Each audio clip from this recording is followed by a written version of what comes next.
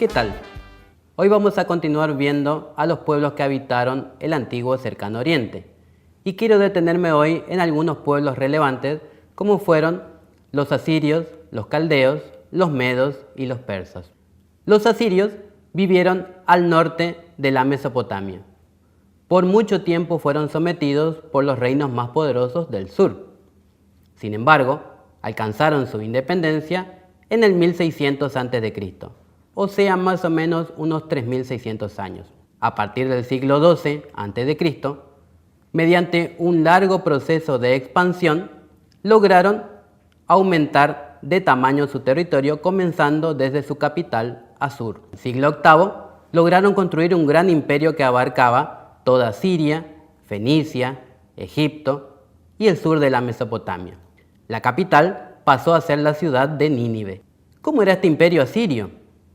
Tanto la sociedad como el Estado estaban preparados íntegramente para la guerra, la invasión y la conquista. El rey era la máxima autoridad del ejército y también tenía el predominio político y judicial. Además, era el sumo sacerdote de su principal dios, conocido como Assur. Debajo del rey estaban los jefes militares que se habían enriquecido con el botín de las guerras y se habían transformado en terratenientes. El imperio estaba dividido en provincias y cada provincia estaba gobernada por un miembro designado directamente por el rey. Este gobernante era el encargado de reclutar a los soldados y a los trabajadores. ¿Por qué tuvieron tanto éxito en sus conquistas estos asirios? Simplemente porque esa necesidad militar los llevó a innovar. Y es así que gracias a sus armas de hierro, a las armaduras de metal, a las maquinarias de asedio que tenían para las ciudades y a los arietes que tenían para derribar todas las murallas, hizo que estos asirios sean casi imbatibles.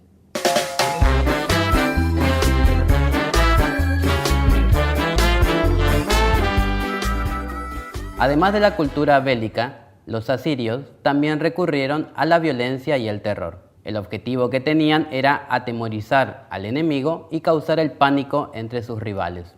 La estrategia particular que tenían para con los pueblos conquistados era un sistema de deportación a fin de que el pueblo vencido sea dividido en pequeñas partes y llevado a todos los territorios que ocupaban el imperio. De esta manera ocasionaron la desaparición de muchas culturas, como por ejemplo, como vimos en el capítulo anterior, el reino de Israel. Pero ¿qué fue ocurriendo con este imperio asirio? A la muerte de Asurbanipal, el último gran rey que tuvieron los asirios, el imperio empieza a decaer. El carácter represivo que tenían incentivó la rebelión de los caldeos. Estos caldeos vivían en la región de Babilonia. Se van a unir los caldeos a los medos, otro pueblo que tenía lengua indoeuropea y que vivían en la meseta de Irán, y entre los dos van a arrasar la capital Nínive. Es decir que a partir del 612 a.C., el imperio asirio va a dejar de existir. ¿Y qué podemos decir de estos neobabilónicos o caldeos?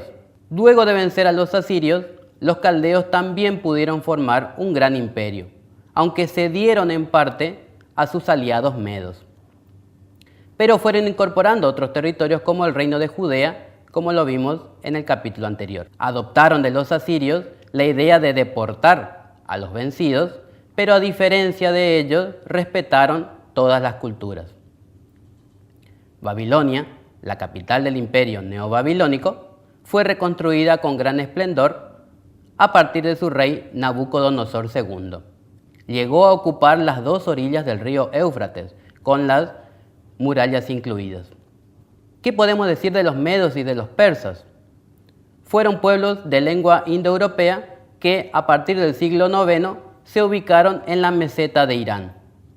Los medos fueron los primeros que se organizaron políticamente y sometieron a los persas. Pero en el siglo VI a.C., los persas lograron independizarse gracias a su rey Ciro el Grande. No solamente se independizaron, sino que también formaron un gran imperio. Con el tiempo se fue extendiendo y ocuparon la mayor parte del territorio conocido hasta entonces. Los persas van a elaborar una idea original que va a ser la de unificar a todos los pueblos. Este designio imperial después va a ser adoptado por Alejandro Magno y posteriormente por los romanos. Ciro va a conquistar el reino de Lidia, las colonias griegas del Asia Menor y toda la Mesopotamia, poniendo entonces fin al reino de los neobabilónicos. Los sucesores de Ciro van a ir incorporando otros territorios como por ejemplo Egipto. Y Darío el Grande, que gobernó del 512 a.C. hasta el 482 a.C., va a llegar a la máxima frontera que va a tener el imperio, es decir, desde la India hasta los Balcanes, ocupando también todo el noroeste de África.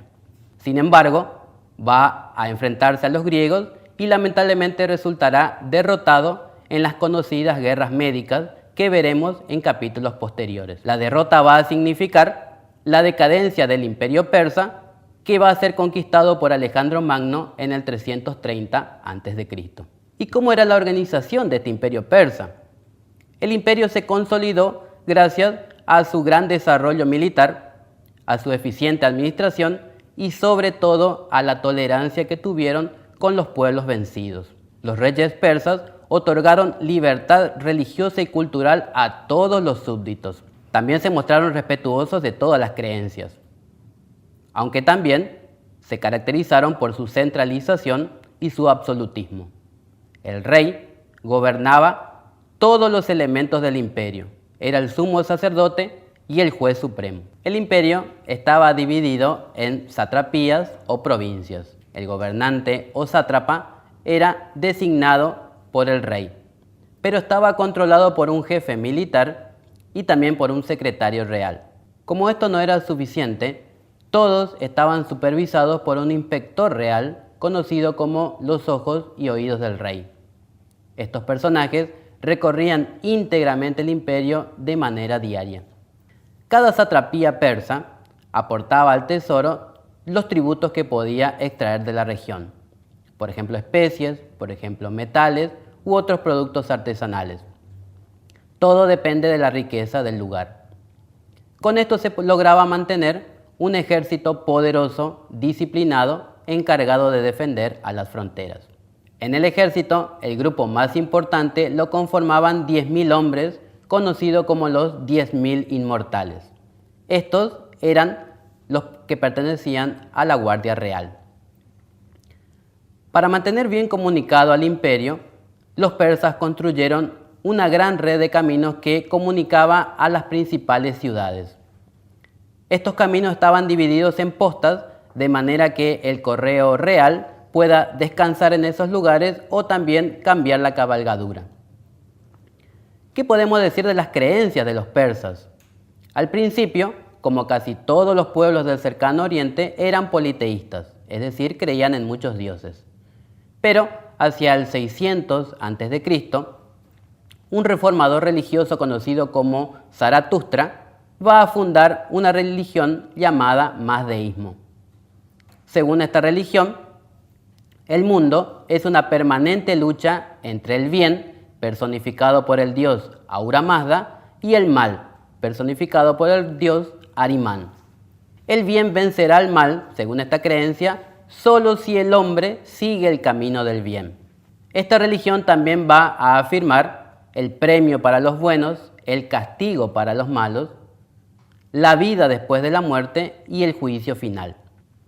Con respecto a las culturas de los persas, podemos decir que fueron los grandes sintetizadores de la época, ya que pudieron unir una serie de culturas de todos los pueblos que habitaron en su imperio.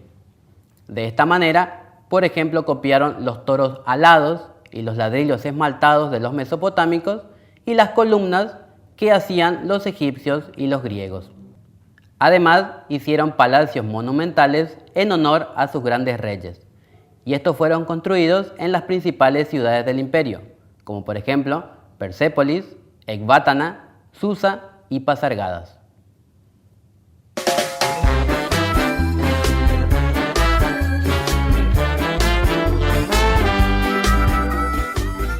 Hemos visto hasta acá una serie de pueblos y civilizaciones que a lo largo de todo este proceso histórico tuvieron su nacimiento, sus primeras conquistas, su esplendor, pero después tuvieron su decadencia al ser conquistados por otro imperio. A su vez, ese imperio también va a sufrir el mismo proceso y caerá bajo las garras de otro imperio aún más poderoso. Esto, en conclusión, va a ser todo el proceso que se va a trazar en el cercano Oriente Antiguo. ¿Qué otra cosa podemos tener en conclusión de estos primeros pueblos de la antigüedad? Sin dudas, los monumentos que ya hemos dicho, como las pirámides, las creencias religiosas como el monoteísmo o el politeísmo, y los grandes inventos como la escritura o la rueda. Pero también quedan enseñanzas que tal vez no se ven a simple vista, pero que también son importantes para vivir en una sociedad organizada. Y esto es lo que yo justamente quiero darles como actividad para que ustedes en pequeños grupos puedan resolverlo con su docente en el aula. ¿Por qué creen que un país necesita una buena organización? ¿Para qué creen que sirve un ejército a un país? ¿Y qué les parece cómo tendría que ser la relación entre un gobierno y su pueblo? ¿A la manera de los asirios o a la manera de los persas? No dejen de pensar, sigan esta actividad y nos vemos el próximo encuentro. Y no se olviden de ser felices. Chao.